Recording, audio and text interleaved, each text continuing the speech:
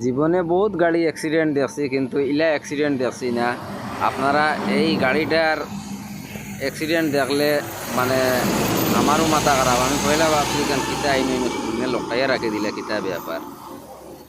লামিয়া কইলাম একটু আটি আটি গিয়া জিনিসটা তোরা বালা করে দেখা লাগবো, না দেখলে কিন্তু ব্যাপারটা বুঝা যান না আসলে এই অ্যাক্সিডেন্টটা মানে কি কারণে হইলে। গাড়িটা কিন্তু ভাই খালি, জায়গাটা হইলে গিয়া রাতাছড়ার ডাউন মেঘালয় রোডের মাঝে রাতাছড়া বস্তির একটু নিচে এই অ্যাক্সিডেন্টটা হইছে।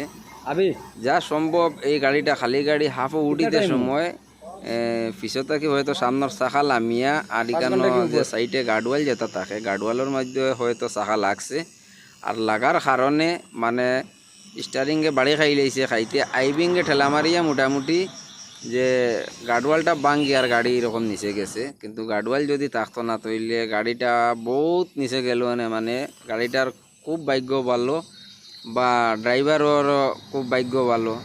এর কারণে মানে এইরকম গাড়িটা এখানে আটটিছে।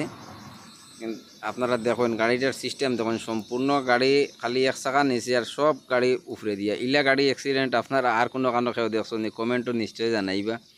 বহুত ডেঞ্জারাস একটা মানে এটা অ্যাক্সিডেন্ট। তবে আমি এইরকম অ্যাক্সিডেন্ট আমার জীবনে হইলা দেখছি, মানে এরকম গিয়া মানে আখটিয়া তাকাত। কারণ নিচে এখানো আমি আপনারা দেখাই, নিচে কেন যে আটটাইছে শুধু একটা গার্ডওয়ালের একটা আর কি কেন গাড়ি যেটা ভাঙ্গে লইয়া গেছিলো ওটা এর থেকে আরও বড় বড় জিনিস দিয়ে কিন্তু গাড়ি আটটাইয়া রাখা মুশকিল হয়ে যায়। আপনারা একটু সাবধানে কেয়ারফুলি গাড়ি চালাইবা, আর এইরকম ভিডিও দেখতে চ্যানেলটারে সাবস্ক্রাইব করবা। ধন্যবাদ।